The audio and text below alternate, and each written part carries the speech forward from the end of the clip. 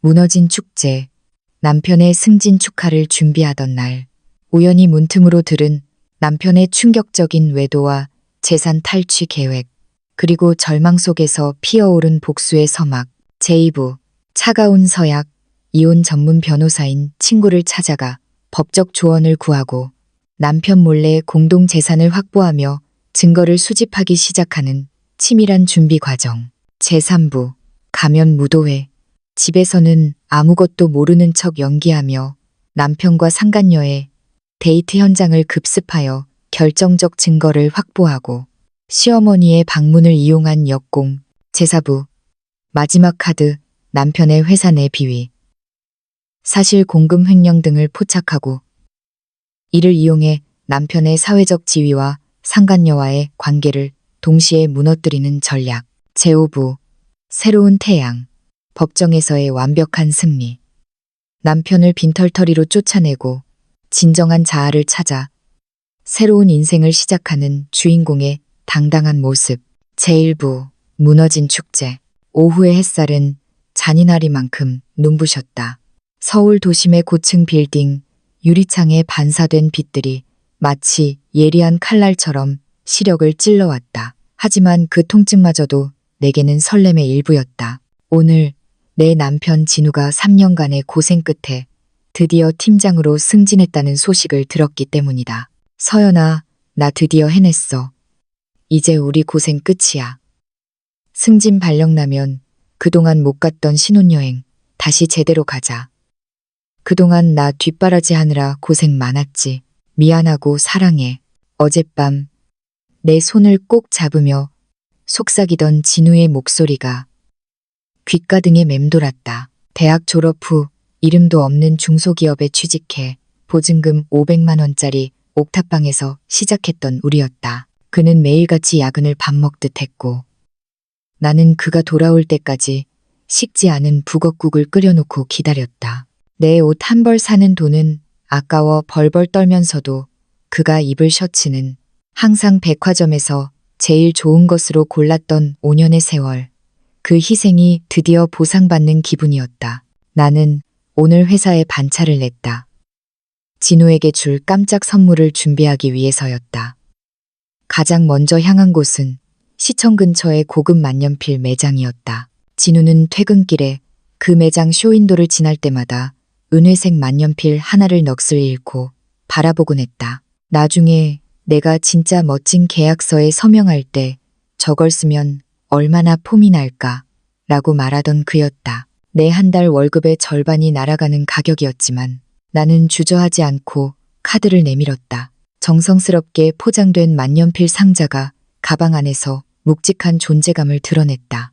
이어지는 발걸음은 그가 가장 좋아하는 독일식 케이크 전문점으로 향했다. 그곳에서 가장 진한 다크 초콜릿이 듬뿍 들어간 블랙 포레스트 케이크를 예약했다. 생크림 위에 글씨 좀 써주실 수 있나요? 사랑하는 남편, 팀장 승진 축하해. 영원히 사랑해라고요. 파티시에게 부탁하는 내 목소리엔 자부심이 묻어났다. 그리고 그가 좋아하는 수입산 체리 한 봉지를 가득 사들고 택시에 올랐다. 오후 4시 30분. 아파트 단지에 들어서니 공기는 평온하기만 했다. 그의 퇴근 시간까지는 아직 1시간 반이나 남아 있었다. 나는 케이크 상자와 만년필, 그리고 체리가 든 봉투를 양손에 가득 들고 가벼운 발걸음으로 엘리베이터에 올랐다. 문 앞에 다다르면 조심스럽게 비밀번호를 누르고 들어가야지. 거실 불을 끄고 케이크에 촛불을 켠 채 그를 맞이하면 진우가 얼마나 놀라고 기뻐할까.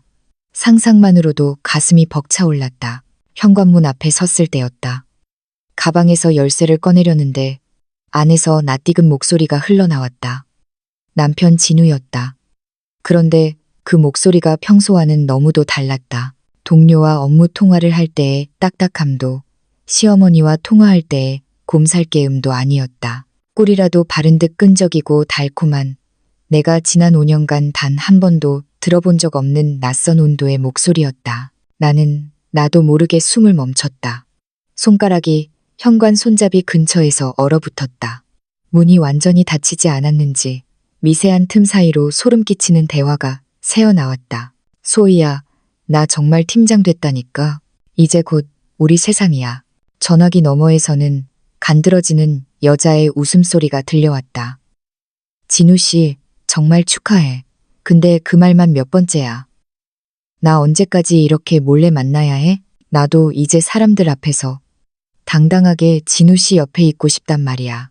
심장이 쿵 하고 내려앉았다.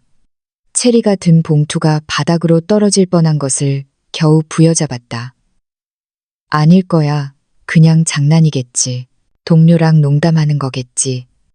머릿속으로 수만 가지 변명을 늘어놓았지만 이어지는 진우의 대답은 내 모든 희망을 가루로 만들어버렸다. 조금만 참아, 자기야. 이제 막 승진해서 회사 눈치도 봐야 하고 정리할 게 좀 있어. 우선 우리 공동 명의로 된 예금 3억 5천만 원 있잖아. 그거 한두 달 안에 야금야금 우리 엄마 명의로 다 옮겨놓을 거야. 그러고 나서 적당한 핑계 대서 이혼 서류 던져야지. 서연이 그 이기적인 여자. 중소기업 격리 월급 몇백만 원 받아선 나 없으면 굶어 죽을 텐데. 내가 아주 빈털터리로 쫓아낼 거야. 위자료 한 푼 안 주고 몸만 나가게 할 테니까 걱정 마. 온몸의 피가 차갑게 식어가는 기분이었다. 발끝부터 시작된 한기가 머리끝까지 소름 돋게 올라왔다.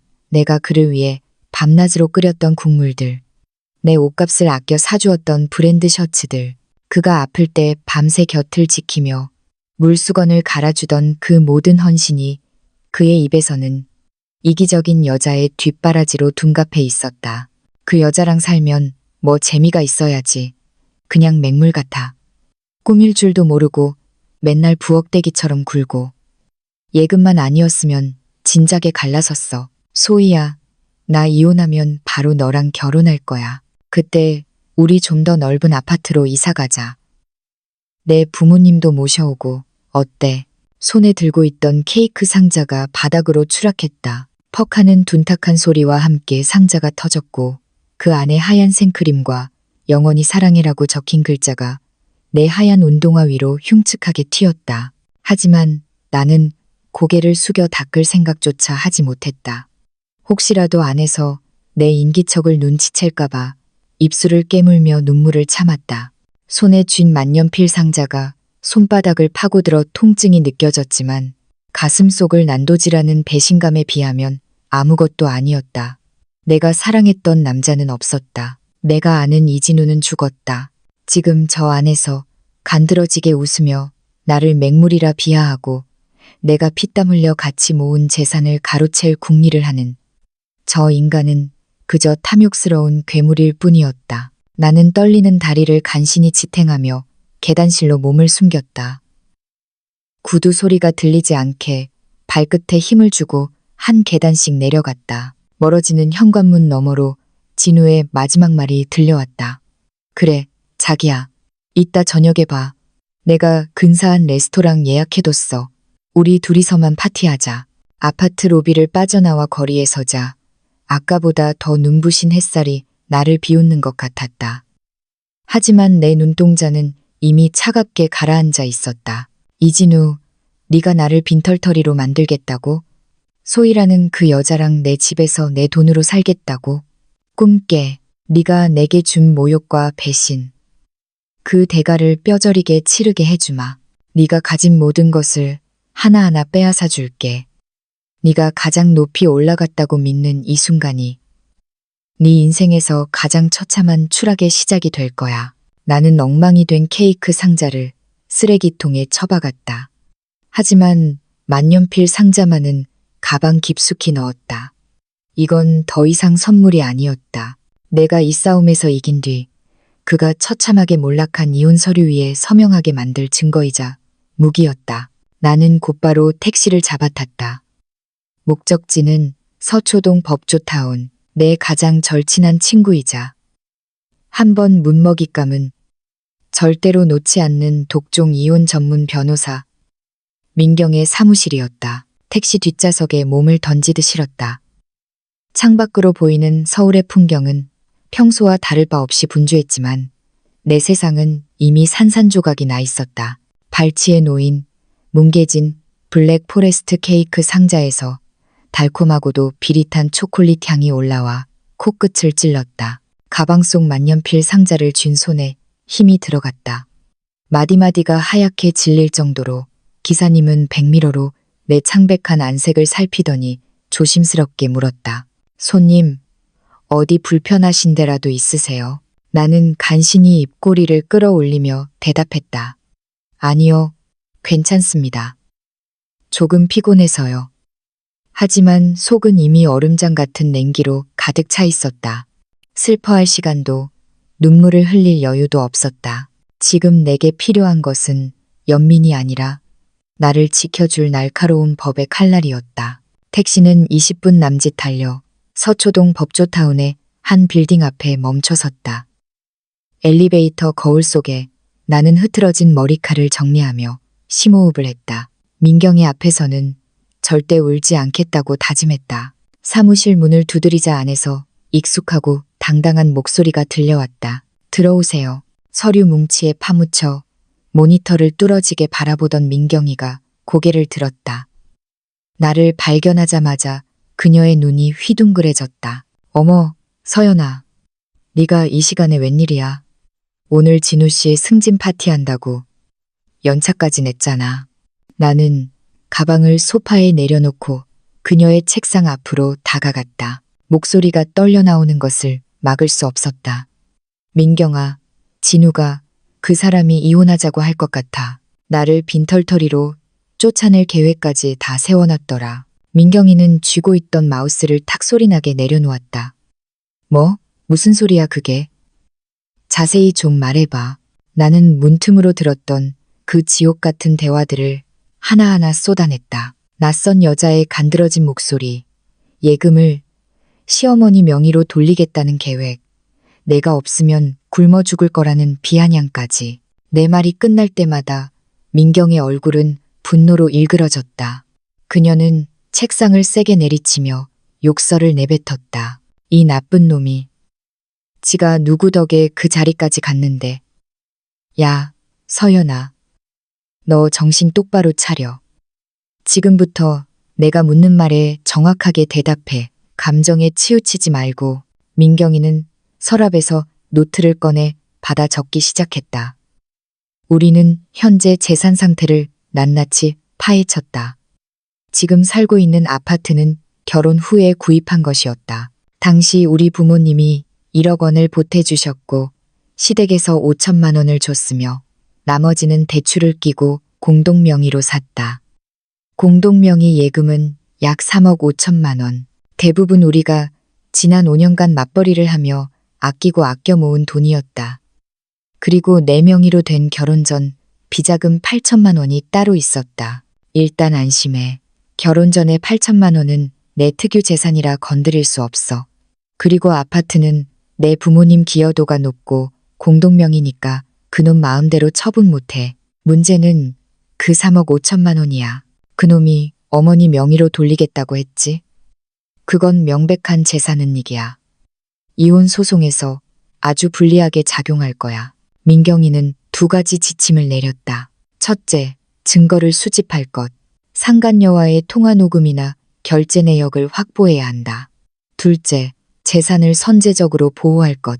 내 개인 자산 8천만 원은 즉시 부모님 계좌로 옮기고 공동예금 중 일부를 정당한 사유를 들어 내 계좌로 이체하라고 했다. 제일 중요한 건 절대로 눈치채게 해서는 안 돼. 평소처럼 행동해. 그놈이 방심하고 있을 때 우리는 뒤통수를 치는 거야. 알겠어. 그때 내 가방 속에서 핸드폰이 진동했다. 화면에는 사랑하는 남편이라는 발신자 이름이 떴다. 심장이 덜컥 내려앉았다. 민경이가 내 눈을 쳐다보며 조용히 속삭였다. 받아. 자연스럽게. 나는 심호흡을 하고 전화를 받았다. 여보. 서연아, 어디야? 나 동료들이랑 축하 회식 간단히 끝내고 이제 집에 가려고. 오늘 저녁 맛있는 거 해줄 거지? 진우의 목소리는 너무나 태연해서 소름이 돋았다. 아, 미안해. 나 지금 회사 사람하고 백화점에 잠깐 나왔어. 당신 선물 좀 사려고 좀 늦을 것 같으니까 저녁은 냉장고에 있는 거 대충 챙겨 먹고 있어. 내가 가서 맛있는 거 해줄게. 그래, 아쉽네. 천천히 와. 아, 그리고 우리 엄마가 내일 승진 축하한다고 서울 올라오신대. 내일 맛있는 것 좀 해드려야겠다. 전화를 끊고 나니 온몸에 기운이 빠졌다. 시어머니까지 가세한다는 소식에 머리가 지끈거렸다. 민경이는 내 손을 꼭 잡았다. 잘했어. 지금 바로 은행 가서 돈부터 옮겨. 그리고 오늘 저녁 그놈이 그 상간녀 만나러 가는지 미행해봐. 사무실을 나오자 오후에 서늘한 바람이 뺨을 스쳤다. 나는 곧장 근처 은행으로 달려갔다. ATM기 앞에서 떨리는 손으로 카드를 넣었다. 결혼 전 예금 30만 원. 나는 이 돈을 즉시 엄마의 계좌로 송금했다. 적요란에는 효도 용돈이라고 적었다. 그리고 공동예금 계좌를 확인했다. 잔액은 3억 6,800만 원. 진우의 이번 달 월급과 성과급이 들어온 모양이었다.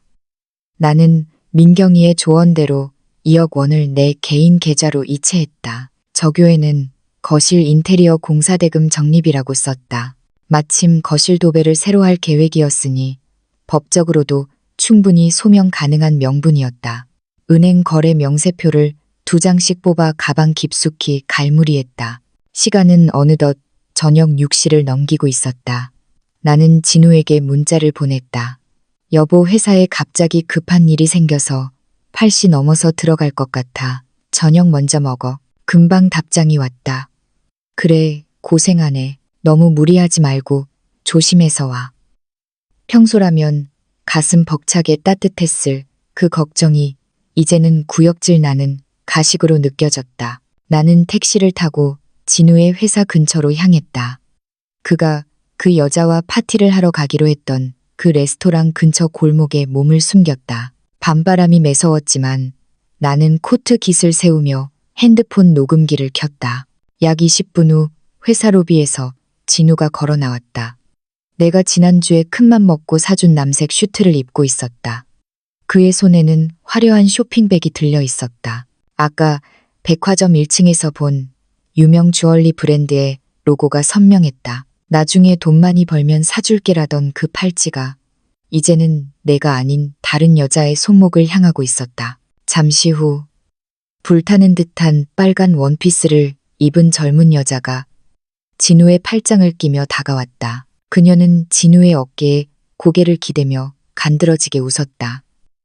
진우 씨, 너무 오래 기다렸잖아. 진우는 그녀의 손을 다정하게 두드렸다. 미안해, 우리 보배. 이제 맛있는 거 먹으러 가자. 두 사람은 우리가 작년에 공동명의로 산 하얀색 승용차에 올라탔다. 진우가 매너 있게 보조석 문을 열어주는 모습을 보며 내 손등 위로 차가운 분노의 전율이 흘렀다. 나는 바로 뒤에 서 있던 택시에 올라탔다. 기사님, 저기 앞에 하얀색 차 좀 따라가 주세요. 너무 가깝지 않게, 들키지 않게요. 기사님은 백미러로 나를 흘끗 보더니 고개를 끄덕였다. 걱정 마요, 아가씨. 내가 이런 건 전문이니까. 차는 서쪽을 향해 달리기 시작했다. 화려한 네온사인 사이로 비치는 그들의 차 뒷모습을 보며 나는 가방 속의 만년필 상자를 다시 한번 꽉 쥐었다. 진우야, 오늘 밤 네가 예약한 그 파티가 네 인생의 마지막 축제가 되게 해줄게. 택시는 밤에 장막이 내려앉은 서울 도심을 가로질러 청담동의 화려한 조명 아래 멈춰섰다. 진우의 차가 도착한 곳은 평소 내가 기념일마다 가보자고 졸랐던 고급 이탈리안 레스토랑이었다. 그때마다 그는 그런 데는 허례허식일 뿐이야. 너무 비싸서 돈 아까워라며 매몰차게 거절하곤 했었다. 하지만 지금 내 눈앞에 그는 내가 아닌 다른 여자를 위해 직접 차 문을 열어주고 그녀의 허리를 감싸 안으며 그 비싼 문턱을 너무도 자연스럽게 넘어서고 있었다. 나는 가슴 속에 치밀어 오르는 뜨거운 불덩이를 억지로 삼켰다. 지금은 감정에 휘둘릴 때가 아니었다. 나는 코트 깃을 최대한 세우고 안경을 눌러 쓴 채 그들의 뒤를 이어 레스토랑 안으로 미끄러지듯 들어갔다. 실내는 은은한 조명과 부드러운 클래식 음악이 흐르고 있어 신분을 감추기에 더할 나위 없이 좋았다. 나는 그들의 테이블과 적당히 떨어진 구석진 자리에 앉아 레모네이드 한 잔을 주문했다. 그리고 가방 속 핸드폰을 꺼내 녹음 버튼을 누른 뒤 메뉴판으로 얼굴을 가린 채 그들의 대화에 온 신경을 집중했다.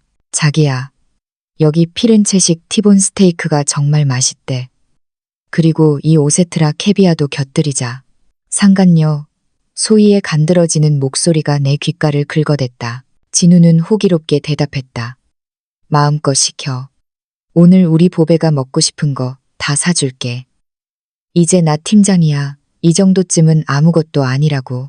그는 앞에 놓인 물컵을 그녀의 입가에 가져다 주며 다정하게 챙겼다.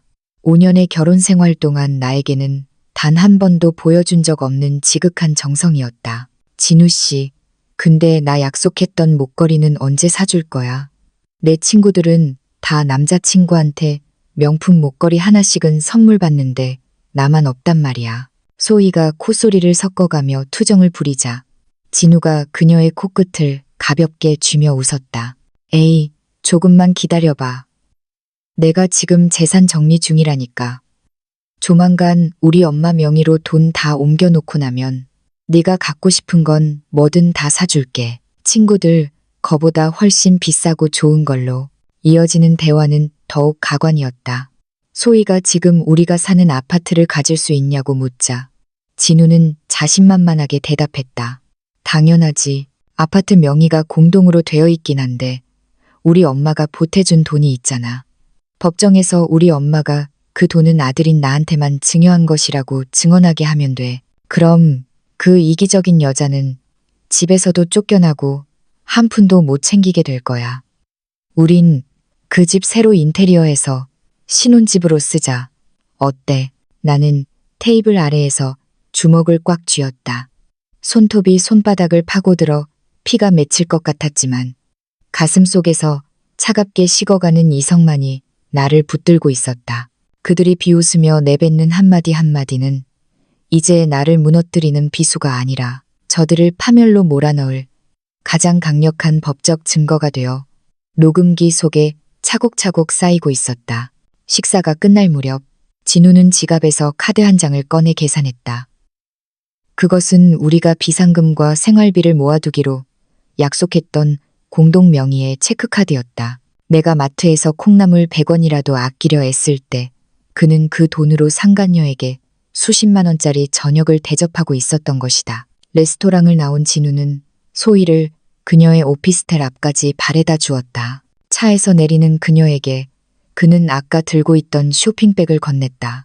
이건 내 마음이야. 일단 이 팔찌부터 차고 있어. 목걸이는 며칠 뒤에 바로 사줄게. 소희는 그의 뺨에 입을 맞추며 환호성을 질렀다. 그들이 헤어지는 것을 확인한 나는 바로 택시를 잡아타고 집으로 향하지 않았다.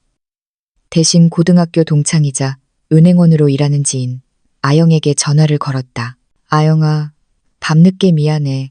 급하게 물어볼 게 있어서 우리 남편 퇴직연금이랑 주식 계좌 잔고 좀 확인할 수 있을까? 그리고 그걸 공동 서명 없이는 인출 못하게 묶어두는 방법도 알려줘. 아영이는 내 목소리에서 심상치 않은 기운을 느꼈는지 흔쾌히 도와주었다. 진우의 퇴직연금 적립금은 약 1억 원, 그리고 몰래 운영하던 주식 계좌에는 5천만 원 정도의 우량주들이 들어있었다.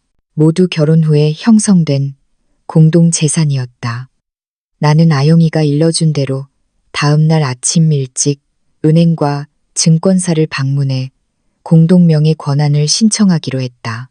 또한 공동계좌에 지난 3개월간 이체 내역을 조회해 본 결과 진우가 소희의 계좌로 매달 200만 원씩 3차례나 돈을 보낸 사실과 시어머니 계좌로 1억만 원을 생활비라는 명목으로 이체한 기록을 찾아냈다. 나는 이 모든 화면을 캡처하여 내 메일함으로 전송했다. 밤 11시가 다 된 시간.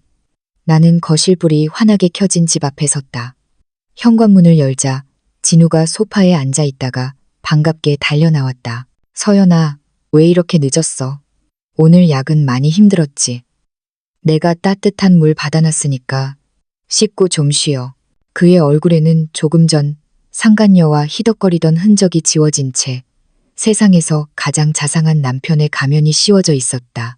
나는 구역질이 나는 것을 참으며 지친 표정으로 연기했다. 오늘 보고서 때문에 좀 힘들었네. 당신 저녁은 잘 챙겨 먹었어? 그럼 대충 먹었지. 여보, 나 팀장 승진도 했으니까 이제 당신 일 그만두는 거 어때? 내가 당신 고생 안 시키고 잘 먹여 살릴게. 그의 제안은 배려가 아니라 나를 경제적으로 고립시켜 내쫓을 때 아무런 힘도 쓰지 못하게 만들려는 치밀한 덫이었다. 그럴까? 좀 더 생각해 볼게. 나는 애써 웃으며 주방으로 향했다. 그런데 아까 주방 쓰레기통 보니까 케이크 상자가 있던데 오늘 무슨 날이었어? 진우의 날카로운 질문에 가슴이 철렁했지만 나는 태연하게 대답했다. 동료 승진 축하해 주려고 샀는데 들고 오다가 계단에서 넘어지는 바람에 다 뭉개졌지 뭐야.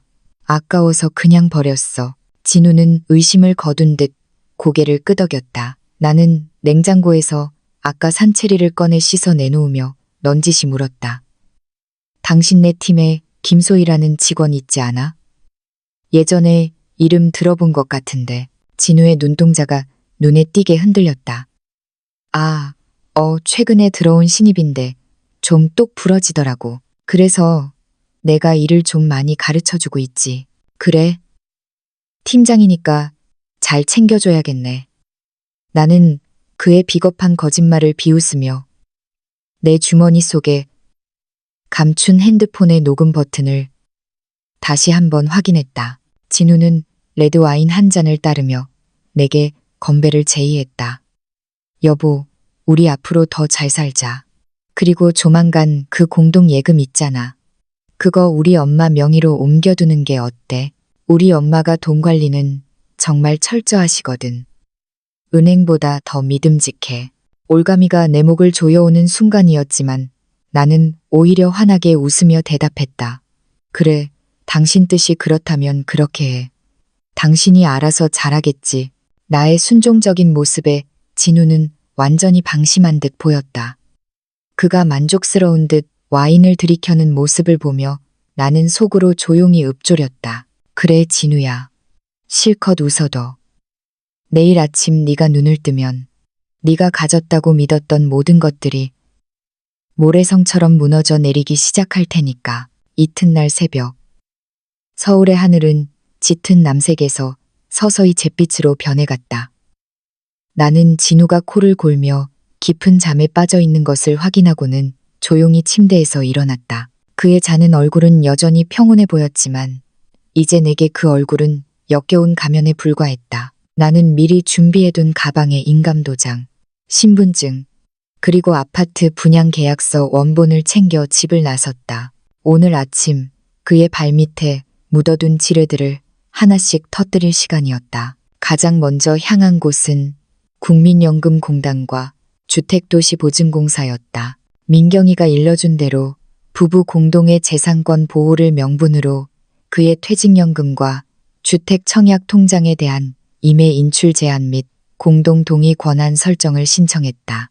담당 직원은 서류를 훑어보더니 고개를 끄덕였다.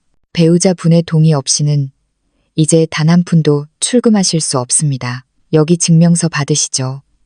손에 쥔 차가운 서류 뭉치가 마치 무거운 방패처럼 든든하게 느껴졌다. 이어지는 발걸음은 증권사로 향했다. 그가 소유와 미래를 꿈꾸며 몰래 불려왔을 주식 계좌 역시 내 공동 관리하에 묶어버렸다. 이제 그는 내 허락 없이는 주식 한 주도 팔 수 없는 처지가 되었다. 집으로 돌아오는 길, 아파트 단지 입구에서 시어머니와 맞닥뜨렸다. 예정보다 훨씬 이른 도착이었다. 시어머니는 고향에서 가져왔다는 흙 묻은 채소 봉지를 내 손에 억지로 쥐어주며 아파트 안으로 밀고 들어왔다. 서연아, 우리 진우가 이번에 팀장 됐다며. 이게 다 내 아들이 잘나서 그런 것도 있지만 내가 집에서 뒷바라지를 잘해서 그런 거 아니겠니? 남자는 밖에서 일할 때 집안이 편안해야 성공하는 법이야. 시어머니의 칭찬은 독이 든 사탕 같았다. 그 안에는 여전히 내 아들의 성공은 당연한 것이고 너는 보조자일 뿐이라는 오만함이 깔려 있었다. 나는 애써 미소를 지으며 주방으로 향했다. 닭 한 마리를 푹 고아 환기를 넣고 백숙을 끓였다. 보글보글 끓어오르는 냄새가 거실에 가득 찼을 때쯤 외출했던 진우가 돌아왔다. 그는 시어머니에게 고가의 안마 의자, 카탈로그를 보여주며 효자 흉내를 냈다. 식사 도중 진우는 기다렸다는 듯 본색을 드러냈다. 엄마, 이번에 승진하면서 성과급도 꽤 나왔는데 그 공동예금 3억 넘는 거 있잖아? 그거 엄마 명의로 옮겨서 관리 좀 해줘. 서연이는 알뜰하긴 한데 큰돈 굴리는 법을 몰라서 말이야. 시어머니는 기다렸다는 듯 눈을 반짝였다. 그럼 은행보다 시애미가 낫지. 내가 아주 꽉 쥐고 불려줄게. 나는 국물 한 모금을 삼키며 주머니 속 핸드폰의 녹음 버튼을 다시 한번 확인했다. 마음껏 떠들어봐. 그게 너희들의 마지막 만찬이 될 테니까. 시어머니를 배웅하고 진우가 피곤하다며 안방으로 들어간 사이 나는 미리 연락해둔 열쇠 수리공을 불렀다.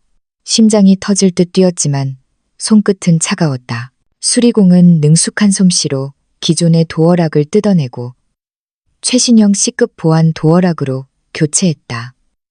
이제 예전 비밀번호로는 절대로 못 엽니다. 여기 새 카드키랑 열쇠 3개입니다. 나는 새 열쇠 하나는 가방에, 하나는 회사 책상에, 그리고 마지막 하나는 민경이에게 전달했다. 그러고는 관리사무소로 내려가 보안 요원에게 단호하게 말했다. 현재 이혼 소송 준비 중이고 남편의 주거 침입 및 폭행 우려가 있습니다. 당분간 제 남편 이진우 씨의 출입을 철저히 막아주세요. 문제 생기면 경찰에 신고하겠습니다. 폭풍 전야의 밤이 지나고 다음 날 오후 사건은 예상치 못한 곳에서 터졌다. 퇴근 무렵 아파트 이웃인 영희 엄마에게서 다급한 연락이 온 것이다. 서연 씨, 지금 빨리 집으로 와봐야겠어. 웬 젊은 여자가 서연 씨 집 문 앞에서 소리를 지르고 난리가 났어. 진우 씨랑 바람 피운 사이라고 동네방네 떠들고 다녀. 나는 즉시 회사에 반차를 내고 아파트로 달려갔다. 현관 앞에는 어제 그 빨간 원피스를 입은 소희가 미친 듯이 문을 두드리고 있었다. 진우가 어제 돈을 옮겨주기로 해놓고 연락이 두절되자 참지 못하고 쳐들어온 모양이었다. 야, 이서연 나오라고 해. 진우 씨가 너랑 곧 이혼한다고 했어. 이 집도 내 집이 될 거라고 했다고. 소희의 비명 소리에 이웃들이 하나둘 문을 열고 구경하기 시작했다. 나는 차갑게 가라앉은 목소리로 군중 사이를 헤치고 나갔다. 내 집 앞에서 뭐 하는 짓이죠? 소희는 나를 보자마자 달려들 기세였다. 너지? 네가 진우 씨 못 오게 막은 거지? 진우 씨는 너 같은 맹물 싫대. 나랑 살 거래. 나는 말없이 핸드폰을 꺼내 레스토랑에서 녹음했던 진우의 목소리를 틀었다. 복도에 진우의 비열한 목소리가 쩌렁쩌렁 울려 퍼졌다. 그 여자 소희는 그냥 좀 놀아주는 거야. 돈 옮길 때까지만 참는 거지. 내가 미쳤다고 그 생각 없는 애랑 결혼하겠냐. 내 이혼 목적은 오로지 돈이야. 녹음 속 진우의 진심을 들은 소희의 안색이 순식간에 창백해졌다.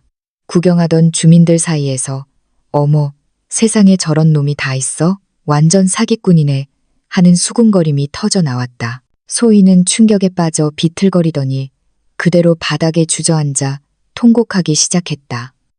나는 차가운 시선으로 그녀를 내려다보며 쉽기를 박았다. 당신이 진우 씨한테 받은 그 팔찌, 우리가 공동으로 모은 돈으로 산 거야. 이체 내역 다 확보했고 증여 무효 소송 진행할 테니까 돌려줄 준비나 해. 그리고 여기 다시 나타나면 주거 침입과 명예훼손으로 바로 고소할 거야. 당장 나가. 소희가 도망치듯 사라지고 난 뒤 나는 집 안으로 들어와 진우의 노트북을 열었다. 비밀번호는 우리의 결혼기념일이었다. 나는 그 안에서 더 추악한 진실을 발견했다. 진우는 지난 1년간 소희와 데이트한 식비, 선물비 등을 거래처 접대비와 소모품 구매비로 조작해 회사에 허위 청구해 왔던 것이다. 횡령 증거가 담긴 엑셀 파일과 영수증 사진들이 수십 개나 쏟아져 나왔다. 나는 그 모든 자료를 USB에 복사한 뒤 민경이와 함께 진우의 회사 감사실을 직접 방문했다. 신임 팀장 이진우 씨의 공금 횡령 및 비위 사실을 제보하러 왔습니다. 감사팀장은 내가 제출한 증거들을 확인하며 미간을 찌푸렸다. 이건 명백한 해고 사유군요. 형사 고발까지 검토하겠습니다. 사무실을 나오자 저녁 노을이 지고 있었다. 핸드폰으로 진우의 문자 메시지가 빗발쳤다. 집문이 왜 안 열려? 너 지금 무슨 짓을 한 거야? 제발 대답 좀 해봐. 나는 그 메시지들을 하나하나 읽으며 처음으로 진정한 해방감을 느꼈다. 진우야, 이제 시작이야. 너는 직장을 잃고 명예를 잃고 사랑한다고 믿었던 여자에게 버림받고 결국 네가 그토록 갈구하던 그 돈 때문에 무너지게 될 거야. 마침내 결전의 날이 밝았다. 법원으로 향하는 택시 안. 창을 통해 쏟아지는 서울의 아침 햇살은 눈부시게 맑았다. 5년 전 진우와 혼인신고를 하러 가던 그날도 날씨는 이토록 잔인하게 좋았었다. 하지만 오늘의 나는 그때의 어리숙하고 헌신적이기만 했던 서연이 아니었다. 옆좌석에 앉은 민경이는 두꺼운 증거 서류 뭉치를 든든하게 쥐고 나를 보며 살며시 미소 지었다. 준비됐지? 오늘 네가 잃어버린 5년을 한꺼번에 보상받는 날이야. 법원 입구에 도착하자 저 멀리 계단 아래선 진우와 시어머니의 모습이 보였다. 불과 한 달 사이에 진우는 몰라보게 수척해져 있었다. 신임 팀장의 위엄은 간데없고 때가 탄 낡은 정장에 헝클어진 머리칼, 충혈된 눈은 그가 보냈을 지옥 같은 시간을 짐작게 했다. 시어머니 역시 고개를 떨군 채 낡은 보따리를 쥐고 서 있었다. 나를 발견한 진우가 황급히 달려와 내 손을 잡으려 했다. 서연아, 제발 한 번만 기회를 줘. 내가 정말 잘못했어. 소희랑은 완전히 끝냈어. 이혼만은 하지 말자.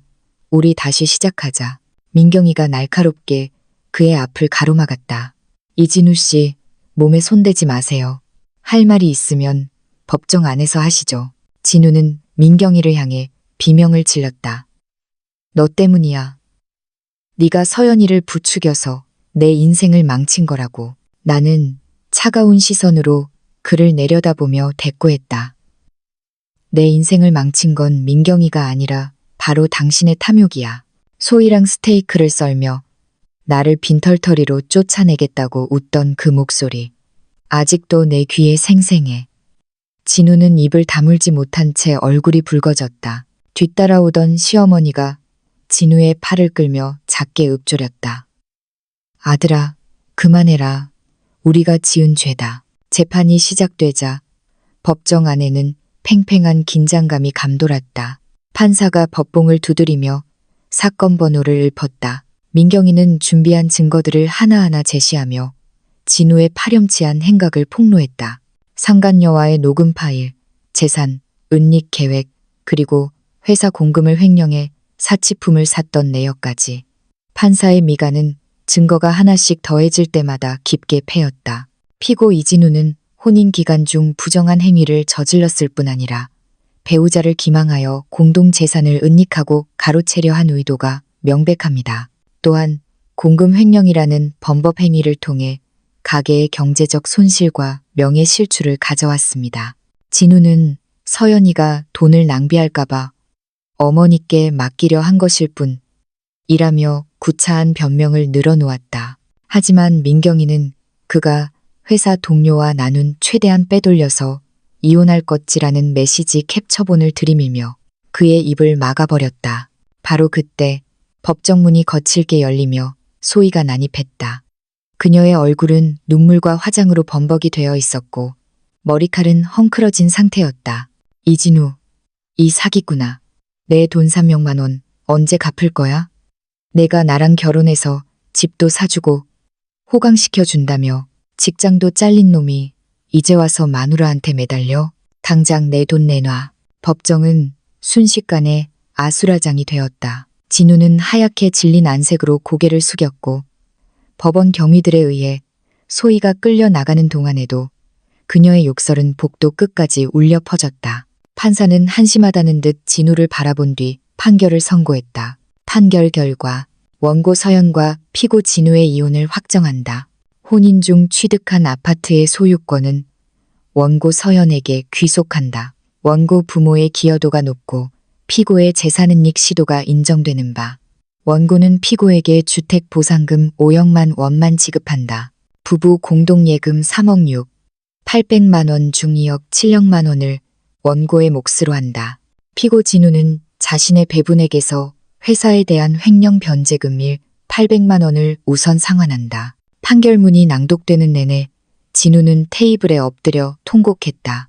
하지만 내 마음엔 더 이상 일말의 동정심도 남아있지 않았다. 법원을 나오는 길. 시어머니가 다가와 내 손을 잡으며 눈물을 훔쳤다. 서연아, 정말 미안하다. 보상금 안 줘도 되니 내가 다 가져라. 우리 진우가 너무 못난 짓을 했어. 나는 말없이 고개만 끄덕이고 그녀를 지나쳐왔다. 몇 달 뒤 나는 집안의 모든 가구를 바꾸고 벽지까지 새로 발랐다. 진우의 흔적이 묻은 모든 것을 쓰레기 봉투에 담아버리고 나니 비로소 집안 가득 상쾌한 공기가 감돌았다. 회사에서는 능력을 인정받아 팀장으로 승진했다. 동료들은 서연 팀장님 정말 대단하세요 라며 박수를 보냈고 나는 환하게 웃으며 그 축하를 받았다. 어느 주말 오후 동네 마트에 들렀다가 낯익은 등번호를 본 적이 있다. 아파트 보안 요원 유니폼을 입고 카트를 정리하던 남자 이진우였다. 그는 나를 발견하자마자 황급히 고개를 숙이며 구석으로 몸을 피했다. 예전에 당당하던 기세는 찾아볼 수 없었고 머리는 하얗게 새어 노인처럼 보였다. 나는 그를 지나쳐 당당히 걸음을 옮겼다. 미움도 원망도 동정도 없었다. 그저 내 인생에서 깨끗이 지워진 과거의 편린일 뿐이었다. 소희 역시 고향으로 돌아가 식당 일을 하며 진우에게 빌려준 돈을 받기 위해 매달 소송을 이어가고 있다는 소식을 들었다. 그들은 자신들이 파놓은 지옥 속에서 평생을 서로를 원망하며 살아가게 될 것이다. 창밖으로 둥근 보름달이 떠올랐다. 나는 민경이와 와인잔을 부딪히며 건배를 했다. 서연아, 이제 진짜 행복해질 일만 남았네. 응, 나 이제 정말로 나를 위해서만 살 거야.